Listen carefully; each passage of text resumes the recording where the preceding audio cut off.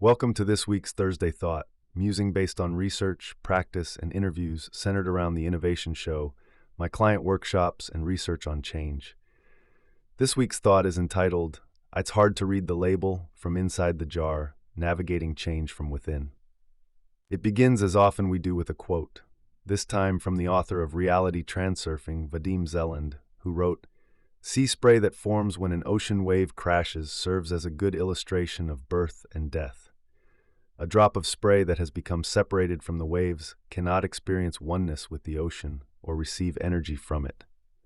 The individual drop of spray thinks that it exists separately and has nothing in common with the ocean until such time as it falls back into the waters and its awareness of oneness is restored. At this point, the drop merges with the ocean into a single whole, for in essence they are made up of the same element, water."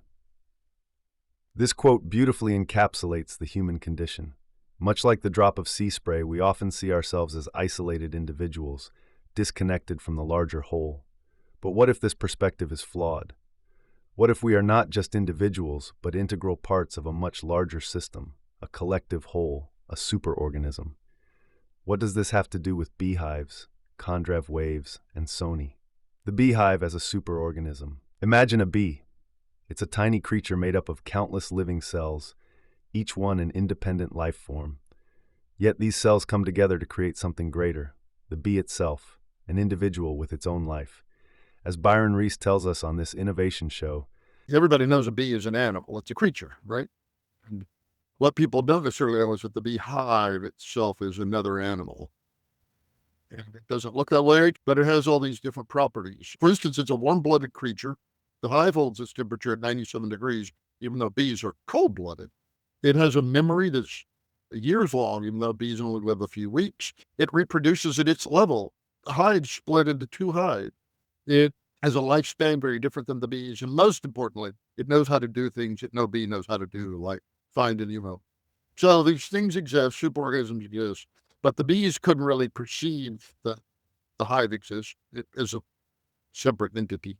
And so I wanted to ask the question, as a beekeeper, is it possible a group of people form another animal, and that animal can think? And I approach it, it's not a metaphysical question, it's not philosophy at all. I approach it as a biological question, and I put forth falsifiable hypotheses that would be true if we are a creature and false if we are not. So let's accept then that the cells, the bee, and the colony all coexist, layered within one another, each unaware of the bigger picture. Now, back to us. We too are made up of billions of living cells, each with its own life, working together to form the person we know as you. But just as a bee doesn't grasp the full scope of its colony, we might be part of something even greater, something beyond our perception. This is what Byron Reese describes as agora. What if we humans are like cells in a larger organism? Just as the hive is an organism, are we part of a collective superorganism beyond our understanding? The challenge is that it's hard to read the label from inside the jar. Just as a bee can't comprehend the hive, we struggle to perceive the systems we're embedded within. This metaphor captures a fundamental challenge we face in our personal and professional lives, the difficulty of gaining perspective when we're deeply embedded in our day-to-day tasks. When working within the confines of your immediate responsibilities, it's easy to lose sight of the bigger picture. This is particularly true in the world of business, where the relentless focus on the firefighting of daily operations can obscure broader trends and strategic shifts. Just like a label on the inside of a jar is challenging to read, the changes in the business environment may elude us when we are too absorbed in our daily operations. Kondratiev cycles. Life can only be understood backwards, but it must be lived forwards. Søren Kierkegaard. Kondratiev waves are long-term cycles in the economy, lasting around 50 to 60 years, driven by major technological breakthroughs or innovations. These waves have two phases. A boom, when new technologies like electricity, cars, or the internet create growth, jobs, and opportunities, and a bust, when their impact slows, industries mature, and economic challenges arise. Understanding these waves helps businesses anticipate the broader patterns of growth and decline, so they can adapt, innovate, and prepare for the next big opportunity. It's about seeing the long-term roller coaster of progress and planning for the ups and downs. We discussed Kondratiev waves on our Innovation Show series with Theodore Modis and his work on S-curves. Theodore applied the Kondratiev waves to sunspot activity. The graph on screen is from his book, An S-Shaped Adventure, illustrates a slow, cyclical variation in sunspot numbers over time, smoothed over a 56-year moving average. These long-term cycles, much like Kondratiev waves, reveal patterns that are often imperceptible when viewed through a short-term lens. Just as we need tools and models to detect sunspot cycles, we need similar frameworks to uncover the economic and organizational cycles shaping our world. Sunspots and Kondratiev waves remind us that we're often blind to the larger rhythms of our existence.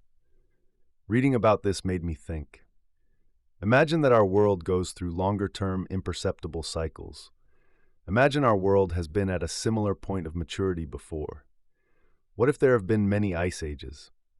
What if the pyramids, Atlantis, and other sophisticated ruins are remnants of previous cycles of sophisticated life on Earth? These are patterns and cycles we can't comprehend from within the jar. Companies miss cycles all the time. Even the most innovative organizations get blinded by their fixation with life inside the jar, failing to see the broader rhythms shaping the world around them. The trap of the inside view. This challenge of missing cycles is what Sven Smith calls the inside view. As Sven told us on his appearance on the show, you're busy with the 99% of the business or the 90% of the business that is the past.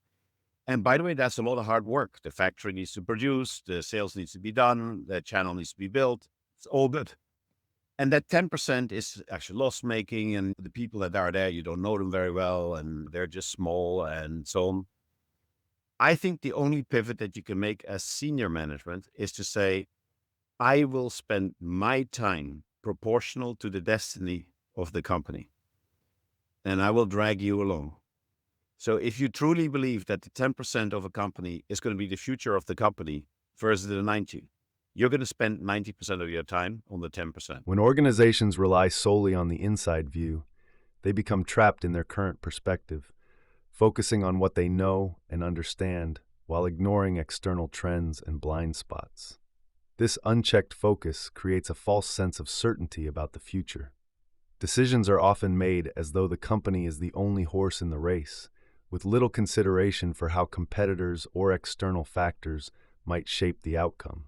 The story of Sony is a prime example of how a company can rise to prominence by taking advantage of the inside view of others, only to fall victim to its own inside view years later. Sony's transformation from an electric blanket company to a global leader in consumer electronics was fueled by its ability to exploit the blind spots of established competitors. When Bell Laboratories invented the transistor in 1947, giants like RCA and GE failed to read the label and dismissed the new technology. They remained tethered to their investments in vacuum tube-based products. Akio Morita, Sony's visionary CEO, recognized this opportunity and licensed the transistor technology, leading to the creation of the iconic transistor radio that revolutionized the market. Sony's agility and willingness to embrace new technologies allowed it to outmaneuver its more entrenched rivals. However, as Sony grew and matured, so too did the company's inside view.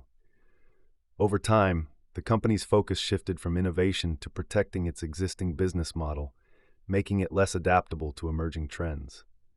This inability to adapt became evident in the early 2000s when Sony failed to capitalize on the rise of digital music.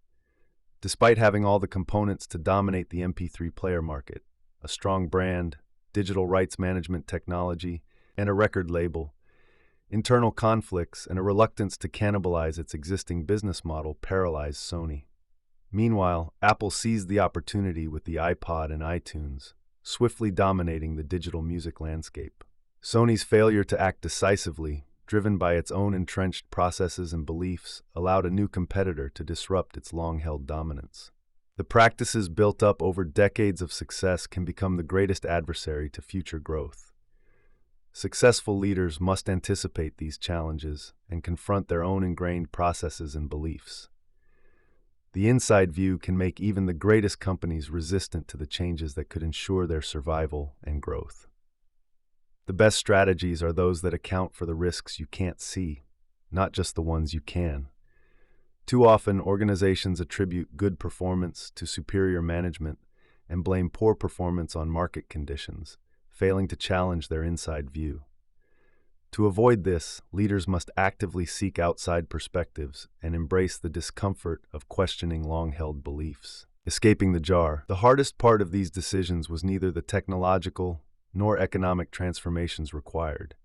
It was changing the culture, the mindset and instincts of hundreds of thousands of people who had grown up in an undeniably successful company, but one that had for decades been immune to normal competitive and economic forces.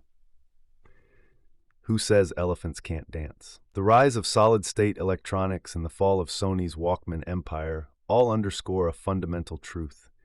Change is not merely about adopting new technologies or business models. It requires a fundamental shift in mental models, the deeply held beliefs and assumptions that underpin organizational behavior. This jar effect is pervasive in business. It is a driver of my passion to highlight what Mark Twain wrote: "History doesn't repeat, but it often rhymes." Professionals, when we are deeply immersed in our specific roles, often fail to notice broader dynamics within their organizations or industries. This inadvertent tunnel vision can lead to missed opportunities or strategic missteps. To overcome the limitations of the jar effect, we must actively seek ways to read the label from outside. This includes recognizing that, much like Kondratiev cycles, our organizations and industries are subject to long-term rhythms of growth, stagnation, and reinvention. Identifying where we stand within these cycles can guide us in anticipating change rather than reacting to it. Byron Reese's theory of agra invites us to consider the possibility that we are part of a superorganism, much like bees in a hive. Whether or not you believe that, the metaphor serves as a powerful reminder of the importance of perspective. The next time you feel overwhelmed by a crisis, remember you are just in a trough of a wave and there is a crest coming. The next time your business is enjoying a moment of success, remember that is the exact time to invest in the future. The next time you feel trapped by routine, remember, it's hard to read the label from inside the jar, but stepping outside may reveal a world of possibilities. Join us in reading the label and getting outside the jar in April in Dublin, with a host of brilliant authors, speakers, and change agents for the Davos for Doers, the Reinvention Summit, April 29th and 30th. See you there.